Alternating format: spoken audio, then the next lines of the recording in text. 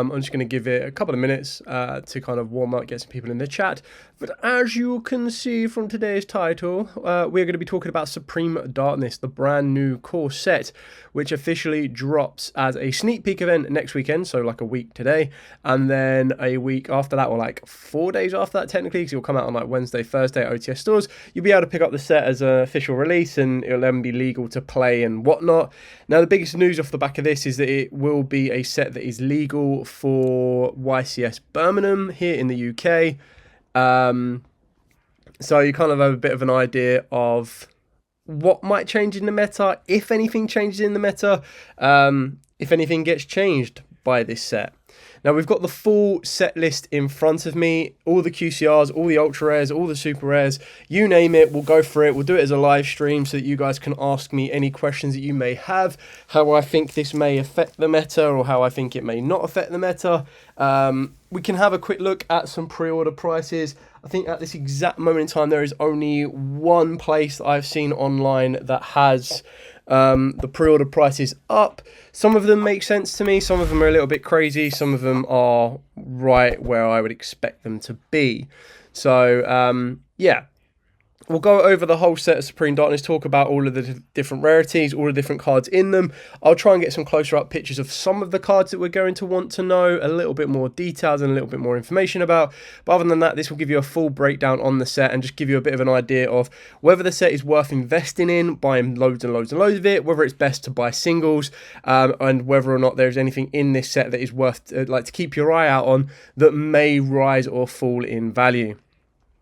So diving headfirst into it, as you can see, the premiere event will be the 18th and 19th of this month, and the official date will be on the 22nd, which will kind of be like the Wednesday, Thursday after. I think some OTS stores are officially allowed to sell it as of the 22nd?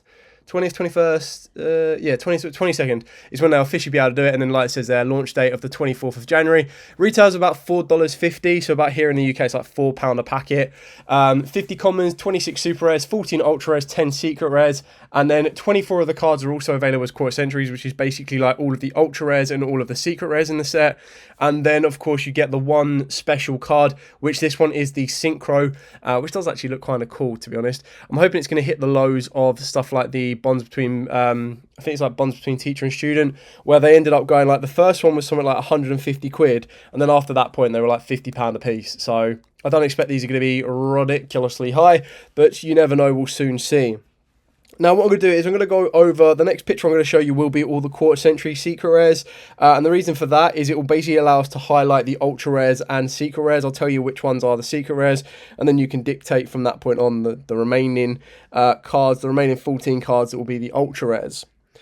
I suppose the biggest surprise of this set as well is that Primite Dragon Beryl, which is obviously one of the hype cards or one of the chase cards of this set, is actually an ultra rare, which I'm quite surprised about. I half expected Konami would have made it a secret rare, but to my surprise, they didn't. So let's move on to the quarter century secret rare. So here there's very little surprise in the heroes. And what I mean by that is there's 3 hero cards that are ultra rare / quarter century. So for the hero cards, and if we start in the top left, we might as well work our way across that on. So in the top left is the Synchro monster, which is basically the set specific. Now let me see if I can find exactly what it is. It is Supreme Darkness. Trying to get the exact name of it. There it is. So in the OCG, it's called Paladins of Bonds and Unity. It's a level 12 light spellcaster synchro. Requires 1 tuner and then 1 or more non-tuner with 1900 original attack. This synchro summon card cannot be destroyed or targeted by your opponent's card effects. This synchro summoned card gains 700 attack. And I'm just trying to find a clearer picture of it. There we go. Sorry, with 2500 original attack, so obviously it's designed for Dark Magician-esque. Single summon card gains 100 attack and defense for each card on the field and in the graveyards, while there are 25 or more cards in the graveyard. And then once per turn, when a spell card is activated and your opponent has 25 or more cards in their graveyard, quick event, negate the activation if you do destroy it. It's pretty much a vanities card. It's like, what I mean by that is it's a vanity card that you'll be like, yay, I've got this super shiny card, but it's not really actually has playability or effectiveness in that sense. Spiros, brother, today was a tough day. You cannot fathom how happy you've just made me with today's stream. I'm sorry to hear that it was a tough day, man. Everyone has tough days. I know, like, obviously not saying that yours wasn't any less tough. Yeah, power through them. It's always worth going for the next day as well. It's always a new day, I suppose, is the right saying. Anyway, so continuing on with the Quartz Century. So the Elemental Hero Toxic Bubble Man is officially an ultra rare, and it is a prismatic Quartz Century secret rare. And then, of course, you've got the Evil Hero Prison, which is the secret rare. So that's the first of the 10 secret rares that we have. And, of course, that's a Quartz Century secret rare. And then, of course, you've got the Evil Hero Neos, which is the cover card. Officially an ultra rare, but as you can see here, it is a Quartz Century secret rare as well. So the heroes probably... do they get... well, I wouldn't say the heroes get the most, because obviously White Forest Azamina-esque also get 3 themselves. But it's definitely something to keep an eye out. Speaking of the White Forest, of course, there are 3 White Forest cards. You've got the 2 fusions, so the Snake Eyes and the Saint Azamina. This one will be a hype card that you're going to want to get hold of for the pure fact that the Saint Azamina is also involved with the new support that we got released the other day. So that's going to be one of the ones that I think will be relatively cheap and then pick up, and I believe that's a secret rare as well. Oh, I take that back. Saint Eyes Azamina, like the engine, actually has 4. They've got the White Forest here, they've got the Queen Azamina, and then they've got the Snake Eyes there and the Saint Azamina. So technically there's like 4. So, Sean Smith, do you think the new tenure will make much of a difference to Sword Soul? Let's have a look. I don't think it makes much of a... I'm assuming you're talking about the main deck one.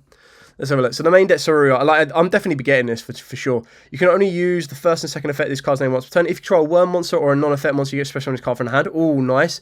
If this card is sent to the graveyard as synchro material for a worm monster, you get to special summon a 10-year link monster from your extra deck. It cannot be used as link material, and then you lose equal to its rating times 1,000. The second effect isn't so bad, isn't so great. But the first effect is really good, actually, because there's a lot of times where the opponent... Now, when I've played Sword Soul, there's a lot of times where my opponent will deliberately get rid of... they leave you with the token, because the token's a bit more damaging. If they leave you with the monster, it doesn't lock you into synchros or anything. So you could, in theory, extend further and make some link plays. So more times than not, when I've used Sword Soul, people usually get rid of the non-tuner, like the Moe or something. So being able to have something like this... to summon itself down, I think is quite worth it. And the benefit of that one is because it's a 10-year, it's also searchable, so very easy. The synchro itself, why is every picture I click on so bad quality? There we go, let's try this one again. The actual synchro, I really do like the artwork for. And speaking of 10-years, they get 2. So they get a secret rare in the form of the Saruya, there we go, sorry. And they get an ultra rare in the form of the Mula Adhara. So level 8 light synchro, you can only use the first effect of this card's name once per turn. If it's synchro summoned and you have 2 or more worm monsters in your graveyard and or banishment, you get to add a field spell from your deck to the hand. It's a shame there's not is there a field spell that's worth adding off of the back of that? It's the new one, a field spell. I think the new one's a continuous. I'll go back to that in a second. This card gains these effects while there is a non-effect monster on the field. Can't be destroyed by your opponent's card effects. Your opponent cannot target this card with effects, and it can make a second attack during each battle phase. So it's very aggressive. That's a nice option for it. I don't think you're specifically going to play the Sword Soul field spell, in my opinion. I could be wrong. I don't know if it's worth it. Is it? Let me have a quick look. Not Sword Soul, 10-year field spell. Sorry. I'm trying to think if there's a better one you could get into. I suppose you could synchro into a spellcaster and search out secret village. That'd be pretty broken. Flawless perfection of the 10-year. All non-effect monsters on the field are unaffected by monster effects, and then once per turn, if your opponent's special is an effect monster, while you control a face-down monster or a non-effect, you get to draw 2 cards. I mean, that's not bad to draw the 2 cards, but are you specifically going to search it? I think the one thing that it does offer you is it does offer you the bridge. Oh, Eternal Perfection of the 10-year is a new one. When this card is activated, you get to add a Vessel or a Dragon Cycle from the deck to the hand. Not bad. You can tribute a worm monster, target a monster on the field, destroy it. Still quite aggressive. Not great for building the board at the moment. Once per turn during your end phase, you can send this card to the grave, and if you do, place Flawless Perfection of the 10-year from the deck or graveyard. I mean, it was always quite tight when you were playing the 10-years in Sword Souls anyway. So now trying to find 3 more spaces, maybe 1 if you want to play just 1 Saruya. The extra deck is kind of tight, but you can definitely find the space to add it in. That's not an issue. But to then add 2 more spaces for the field spells might not be worth it. I think you'd be better off trying to try and make a synchro in your extra deck that's a spellcaster, and then Secret Village lock your opponent, which would be really funny.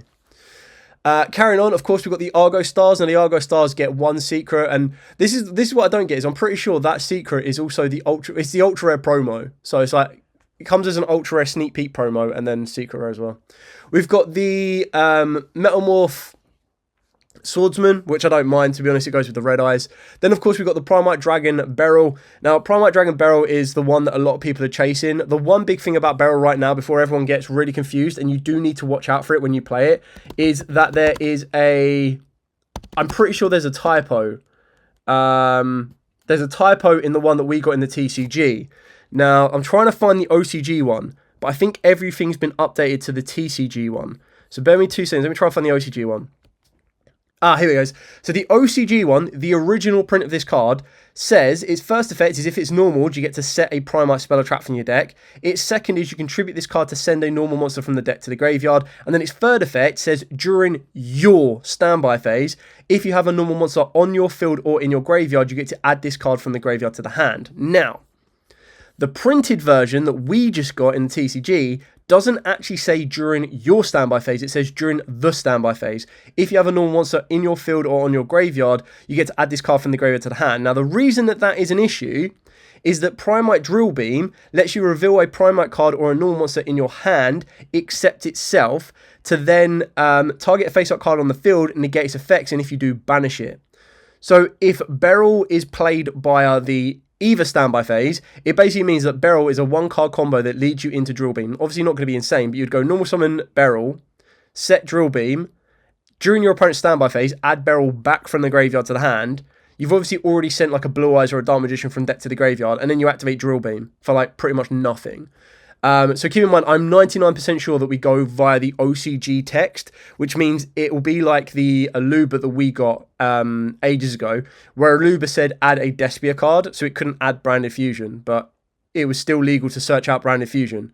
So you would go by the original card database, which I believe means that it would only be triggering during your standby phase. So be very, very careful, because there are people that don't know this as well. So if you are facing someone, you actually have to refer them to the original text that says during your standby phase, I believe. So very, very important. It is crazy how a typo makes everything just so much different. So that's the information I've been given anyway. I could be completely wrong, and if I am, then Beryl's going to be even more expensive than it is. And I mean, its pre-order price already is disgusting. It's an ultra rare, and the only pre-order price I've seen is £32. And the quarter century rare is £200. And I'm like, there's no way. Just no way. That's just over-exaggerated hype. Carrying on with the quarter century rares, we've got the new Mermail card, which is a secret rare in the set, and obviously a quarter century here. We've then, of course, got Test Bear, which is a quarter century evil... I just read a comment that says it's time for Evil Heroes, and I was about to say Evil Rare. I'm so hyped for Evil Heroes. It's about time they got some support. I wish they got a bit more, to be honest. I know they're getting some more in the Alliance Insight, like in the next set we get as well. So that'll be really kind of cool. So you've got Test Bear, which is originally an ultra rare. You've got Liberator EXT, which, why the hell this is a secret rare, I don't know. But it'll end up being like a £5 secret rare. You've got the Mole Chummy Muris. Now, the Mewis, which is really funny because that's a secret rare in the set as well, its pre-order price is a £40 a copy. The Mewis, in my opinion, is probably the worst Mole Chummy to have. And what I mean by that is, when you look at Perulia, 99% of decks are going to normal summon, so you're going to get Perulia. Whereas the Meowis, and Perulia sometimes isn't even played in decks right now. Like, some people might side it, some people might not play it at all. So the Mewis is definitely not going to get played. I reckon Mewis is going to go from its £40 pre-order price to like 20 quid. I hope it's not short printed in the Ultra slot. He's talking about the Beryl. I think the only reason you would put Beryl in an Ultra Rare slot is that it's 1 of 14. But then you also need to remember that that 1 of 14 is also 4 a box. So I think you'll see a lot of Beryls being pulled, and I think Beryls will then just be... Once people have got their Beryls, and you only really need 1, if I remember correctly, because you just search it out. Once you've got 1, that's it. Like, there'll just be loads in the market, and it's just Blue Eyes hype right now, so it'll be a lot cheaper. Carrying on, of course, we've got the Snake Eyes Fusion, which is a secret rare, and the Saint Azamina. I'm actually quite happy that the majority of the secret rares went to the Azaminas, because what's both good and bad about this set is that a lot of this, like, there isn't a staple card here in my opinion. Like, the most staple card is probably Beryl and the Meowist. And the Mewist is just like, okay, cool. And then you've also got the Albaba Q, which is the Link 4 Fiend monster, which I'll talk about in a minute. So there's not really, and what I mean by that is there's not an SP in this set. There's not a Triple Tactic Talents, a Triple Tactics Thrust, a Forbidden Droplet. Like, there isn't that staple card. It's actually just a lot of support. It's like, well, you're not going to get the hero cards unless you're playing heroes. You're not going to get the White Forest Azamina cards unless you're playing that deck specifically. You're not going to get the Mermail one. You're not going to get the Mewist. Like, the Mewist, in my opinion, is the least prioritized one of this entire set. You're not going to get Test Bear. You're not going to get the Tenyis unless you're playing those decks. You're not going to get the Goblin Biker unless you're playing them decks. You're not going to get the Link 4 Fiend monster unless you're playing a Fiend style deck, so like Yubel players. So a lot of this is tailored towards very specific decks, where it's not a generic staple card. So I do feel that the price of this will go down. And I feel the issue is Beryl is going to be one of them cards that, because most people are going to want it for the Blue Eyes if they have the Primites, it'll be one of them ones that will be used as a scapegoat. And I think that at the moment, the Beryl is going to be the Promethean Princess kind of line. Whereas, like, okay, well, everyone who wants to play Blue Eyes is going to want one Promethean Princess-esque card, which is obviously Beryl. And then once they've got it, Promethean Princess goes down from like £30 on pre-order. Someone drops it at £20. It goes down again. Someone gets loads of them when they start opening up their cases. It goes down to £10 a copy. And then it goes from there. What are all the hero rares? So the Toxic Bubble Man. Let me just pull up the screen quickly. So the Toxic Bubble Man is an ultra rare. The Prison is a secret rare. And the Evil Hero Neos is an ultra rare. So 2 ultras and a secret. And then the rest are all like commons and supers, which we'll go over in a minute. Fiendsmith got a fusion monster as an ultra rare. The Crystal Wing is an ultra rare as well, so that's kind of good news for Speedroid players. Then, of course, you've got Goblin Biker and you've got the Tenyi. Both of those are ultra rares. Clockwork Knight is an ultra rare. The Argos Trap card is an ultra rare. And then you've got the 2 Mitsuyuris, which are the new TCG exclusive. Both of those are ultra rares. Then you've got the Albauer Q, which is the Link 4 Fiend monster, which is actually really good, but it's going to be more utilized for light and dark decks, and that is a secret rare. So I'm just going to dive into the set like directly now, rather than going over all the quarter centuries. But you can kind of see it here now. So this is like the full set. So you'll start seeing all of the different rarities. But the only ones you really want to keep an eye out on is like commons and everything else. So massive shout out to Dual Daddy. I should have done this at the start, so my apologies on that one. Dual Daddy are the ones that put these graphics together. They're always really good when they do this, and I quite like using them for the videos because it kind of shows everything in one place, which is really nice. And then they also know what rarity certain cards are, which is really, really helpful. So, of course, you've got the Evil Hero cards right at the top right there. And then you work your way into the Arcana Force cards. You've got your Speedroid cards there, like a common and a super rare. Nice. You can see that the Queen Azamina and the White Forest Azamina are secret rares and ultra rare. The Argo Star, and then you've got the Meteoractors. You've got Shark support. So this is what I mean. Like, this set is one of them sets that just has like loads of little bits of support for loads of little different decks.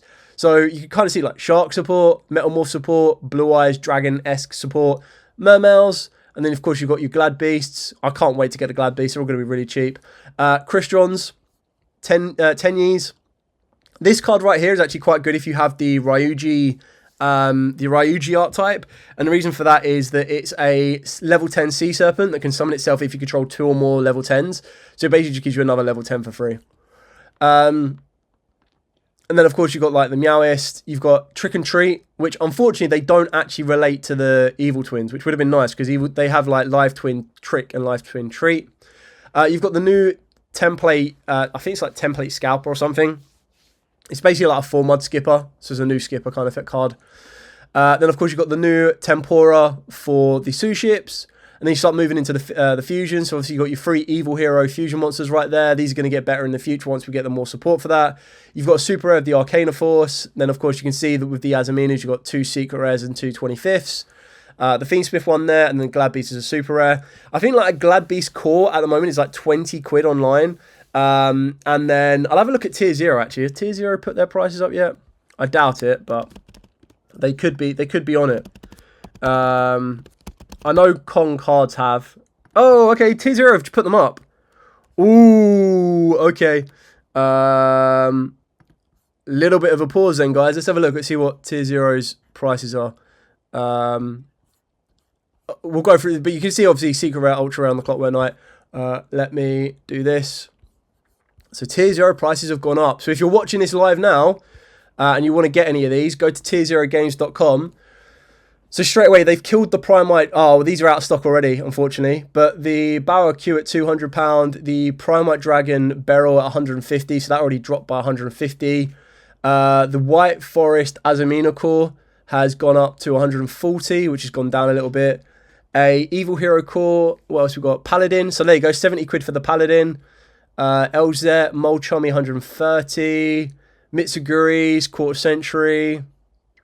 Evil Hero Prison, 60 quid a copy. Toxic Bubbleman, 60 quid a copy. These are quarter centuries, by the way. Tenyi, 50 quid for the Synchro. Snake Eyes Doom Dragon. Evil Hero Neos, 50 quid for a quarter century. There you go. So 40 quid for the Link 4. I reckon that's going to go down. Looks like the highest value secret rare. Poseidon, quarter century. Tenyi, quarter century.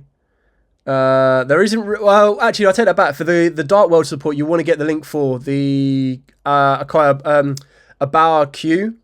Because it lets you... It doesn't trigger the Dark Worlds, but it basically lets you bring back a Dark Monster and then pop a card. Oh, there you go. So Beryl, 30 quid for an Ultra Rare. I reckon that's going to go down. Molchomi Muris, 37 quid. I reckon that's going to go down as well. A Tenyi Core, which keep in mind will be free of the secrets, free of the Ultras, is 40 quid. I want to see where... Have I gone over... Queen Azamina, quarter century. Test Bear, quarter century. Argo Star, quarter century. Goblin Bicar, Gone Bonkers. I need to get one of those. Argo Star Deck Core. This one is your like best value because you get like 3 Ultra Rares, 3 Secret Rares, I think for like 18 quid. Oh no, the Mitsururi Ritual Ritual is £12. How much was a core? And then everything starts going down in price. How much was a Mitsuguri core? Did I overlook it? I must have missed it. Oh, Mitsuguri Deck Core, £57. So prices are pretty standard. I don't think there's anything like absolutely wild there. I just expect prices to go down. Like I don't think there's anything in this set that's massively wild, in my opinion anyway. So carrying on with the rest of the Supreme Darkness set, you can see you've got Dark Contact, super rare, and Evil Assault, a super rare. Both of those are going to look amazing. Like building Evil Heroes now is going to be so good. I can't wait for that. And then of course you've got a decent range of spells here. They're all just like the odd ones, but they're going to be common, so very easy to get. The 10U field spells are super rare. Nice. Not really anything else that like Dark Supremacy, again, common for the hero deck. You've got the zombie field spell there, that's pretty cool as well. Double Ward, sorry, for Poker Knights, if you play those, is a a common. Sinful Spore is amazing, is going to be a super rare. Fiendsmith Trap card, super rare. Abyss Team is a super rare. The Argo Stars, they got 3 trap cards, 2 of the super rare ones and ultra rare. I reckon you can pick that out real cheap. And then you've got the TCG exclusive in the imports along the bottom here. So you've got the new Necromancer, Dark Necromancer as a super rare. And then of course you've got 2 or 3 kind of cards you'd use in zombies that are all common. So you'll be able to pick these up at Sneak Peek, proper easy, proper cheap. And then you've got the OCG imports along the bottom here. Well, TCG exclusive up to the trap card here. So I'm actually looking forward to this deck. I kind of really want to get it, but I'm not going to go crazy for it. Like I reckon the ritual spell will be the most expensive at like £10 a copy, but then I reckon the actual ritual monster itself will end up being £5 a copy. So I reckon you're looking at like 45 to 50 is probably what I'd expect, but I think you can probably pick them up in trades a little bit cheaper. This one's really kind of cool. This is like a super poly target for Dark Magician or any spellcaster type deck because it requires a Fusion Synchro XYZ or Link monster plus a spellcaster monster. So you can play it in Shadows, normal summon any Shadow monster, activate Super Poly, contact fuse one of your opponent's extra deck monsters, and then another one into this card, which is really kind of cool. Let me see if I can find the exact card for that one.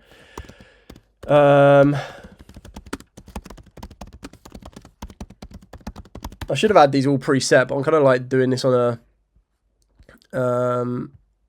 like on the whim, just if there was any card that popped out that you were like, oh, I want to talk about that one, I'd find it. Nearly there. It's on Twitter. Where are you? Where are you?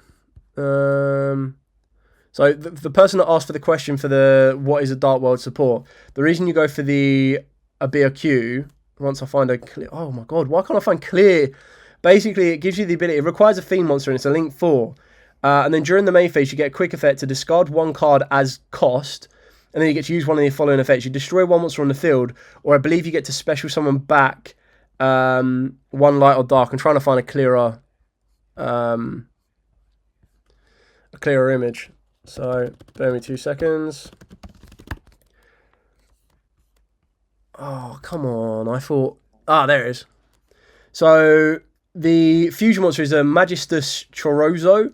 So must be first either fusion summoned or special summoned from the extra deck by sending the cards, the different fusion material monsters listed above. Cards you control to the graveyard once per turn. When a monster declares an attack, you can target negate the attack, and if you do, this card gains attack equal to that monster's attack to the end of the turn. You can only use it for like blah blah blah. Basically, it's 2800 defense. It's just like a little bit of a beefy defender. Can I get a clearer image of this ABQ? I can.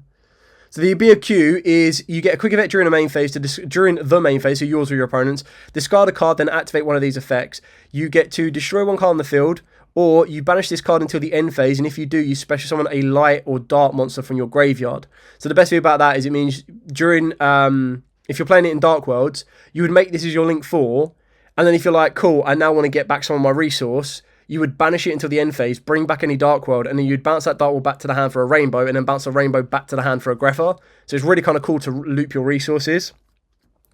And then during your standby phase, you could draw cards equal to the number of different monster types in your graveyard, and then place cards from your hand on the bottom of the deck in any order equal to the number. So basically in Dark Worlds, again, you would have all of the different dangers, plus you'll have all of the different types from the extra deck that you've used to work your way up.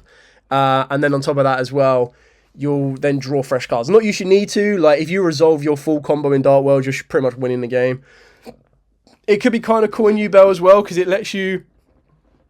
gives you another way to, because it doesn't lock you into Fiends. So it gives you another way, without needing to use Muckraker, to bring back a Yubel in the end phase, and then you can overlay both of them into the Varudras. And then you bring that Fiend monster, you bring back the ABQ back, and then during your opponent's turn, you just discard a card and then bring back a Yubel. So you always got the ability to keep your Nightmare Pain live. So, I mean, the question of, is Dark World playable now? I mean, it's the same level as it has been before this. Like, I still think that it is playable. It just takes a couple of different aspects to kind of come up. I do actually have a lot of updated profiles to do. So once I get the ABQ, which will probably be the harder one to get, I'll do an update for that one. I'm planning to do a Mitsurori profile. I'm planning to do I would like to do an Argo style one, but because I need the whole deck, that's going to take me a little bit more time to do. What else is in the set? I want to do an Evil Hero profile, but it's going to take me a while to get the Toxic Bubble Man's prisons, and the Neos not so bad. The White Forest one's going to take me a while to do. My priority from this set is just to get a Beryl, and then from that point on, I'll work my way down. I want to get the Goblin Biker one as well. But it's one of these sets which is really, really weird. And what I mean by that is, as I mentioned, there's no dedicated staple in this entire set. So there's not a single card which deserves to be the price it should be. And what I mean by that is, the Meowist, like I've said, is not a £40 card. That Meowist is a 20 to 25, maybe £30 card at max, because Fluoros is your top one to go into, right? If you have to choose between a Molchummy, you're putting Fluoros in. And it's like, okay, I've got a bit of space, I'll put a Perulia in. Like, Meowist is the last one you're considering. So to me, that's the lowest price one that it should be. The Beryl is just going to be hype. I highly expect that will drop down in price. I hope it does drop down in price, unless Konami does make it a super short print, which they don't do short prints anymore, so hopefully not. And then when you're looking at the rest of the secrets, there is nothing there that is... Like, the ABQ is the most generic card, and that still requires you to have Fiends. And the only reason it's going to be a generic card is that you can play it in Fiendsmiths now. But even then, it's not a dedicated staple in any meta deck. So when you're looking at all of these, okay, so let's look at let's just quickly go over these. The Palladium, or Paladin, whatever one it's called, it's just a vanity card. Like, no one's actually going to actively play this, and it's going to be effective. Hero cards only going to be played in Evil Hero, so it's only going to be Hero fans that are going to want this. The White Forest cards, they'll be good, but they'll only be in White Forest. So if you don't have White Forest, you don't play White Forest, and you don't want to play the new support that we get in Alliance Insight, you're not going to pick them up. Argo Star is Argo Star. The Metamorphs, again, it's not really a game-changing card. Like, if you pull this, you're not going to be like, whatever. You pull the Primite card, you'll be a little bit happy, but if you pull your 4th Primite card, you'll be like, okay, cool, now I've got some to spare. Mermail card, you're only going to play it in Mermails. Test Bear, you're only going to play it in Glad Beasts. Tenyi Spirit, you're only going to be picking it up if you either really like Tenyis or you really like Sword Souls, and neither of those are meta decks right now. The Liberator is just going to be one of the ones that is very niche. It's like, okay, cool, well, I'll play it in... I think I saw someone saying they were going to play it in Dynamorphia the other day, so literally, it's not a meta stable card. The Meowth is probably like the most stable card up there, and even then, it's the 3rd Molchummy you're going to put in. So unless you're building a Go second deck that wants to play all of the Molchummies, and keep in mind you can only play 2 Molchummies a turn, so it's like, okay, well, if I'm playing 9 Molchummies and I go Floros into Floros, you're going to drop another Floros. You're not going to go and then draw into like everything else. It's going to be a little bit... Evil Hero, only in Heroes. Snake Eyes, only in Snake Eyes. Fiendsmith, only in Fiendsmith. Crystal Wing, only really in Speedroids, to be honest. Tenyi, only in Tenyis. Goblin Biker, only in Goblin Bikers. The Abia Q and the Clockwork Knight, slightly generic, but again, they only fall down within a theme style deck and fall within, I believe it's a machine style deck. Argo Star and then the Mitsururis are just going to be the Mitsururis version you want to play. So you're only going to pick these up if you're going to play Mitsururis. So again, there's nothing here. This is what I'm trying to say. Let me see if I can find, I'll tell you what, I just want to kind of compare this. So what was the last set we got? Damn, how can I not remember the last set we got? Was it Infinite? It wasn't Infinite Forbidden, was it?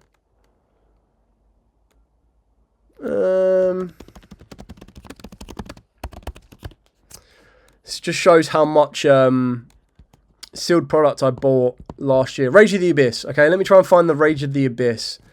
And then I'll just compare you. Let me try and find... there it is. Okay, cool.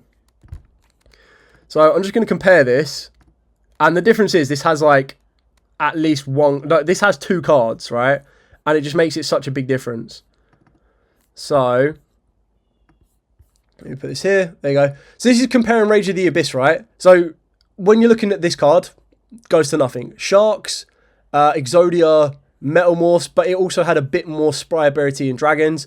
Primites, not that great. Lacrima fits within a meta engine right now. Centurion, not important. Mermails, okay. Water deck style. Fluoros, staple card. High money, definitely want it. Azaminas, the worst ones to have really, but still kind of good. Six Samurai, Mermails, Random Zombie. Deception has a bit more longevity, but again, it's only going to happen if you're going to play the Azamina package. Primites, obviously this is now worth crazy money. Mimigals, which are TCG exclusives. Fire King Volcanics, which had a lot of hype at the time, so if you pulled this, you were happy. And then Impulse. So straight away, out of their secret pool, you had 1, 2, 3 that were slightly hyped and definitely up there. Definitely 2 in the form of 2 staple cards that you'd be looking for. And then you've got 2 here that were like semi-decent to get. And then the remaining 6, you were like, yeah, okay, well, if I pull this, whatever. So this one had like 4 cards you wouldn't have an issue pulling. Whereas if we then look at, if I close this, and you then look at this, like, Mewis, you're not going to be jumping for joy. And like, if you're comparing it, if you say this to Fluoros, Fluoros wins all the time. If you say this to Impulse, Impulse wins 99% of the time. So that's my kind of like catch-22, take it in comparison with it. So anyway, that's pretty much it for the set review. I've done everything that I need to do. I'll stay online for a little bit longer and have a bit of a chat with everyone that is in the chat box right now. So if you do have any questions at all, whether it's related to Supreme Darkness, whether it's related to anything in general that is Yu-Gi-Oh related, then let me know and I'll be more than happy to answer it. But for those of you watching the pre-recorded segment, thank you so much for watching. Don't forget to like, comment, subscribe, share. I will be bringing you out more information on Supreme Darkness as we go forward, especially looking into more different deck profile updates and kind of specific cards in the set as well. Looking forward to what you might want to be getting your hands on to update it for YCS Birmingham and of course the other competitive events from that point on that are affected by Supreme Darkness. For now, as absolutely always, stay safe and of course, happy dueling.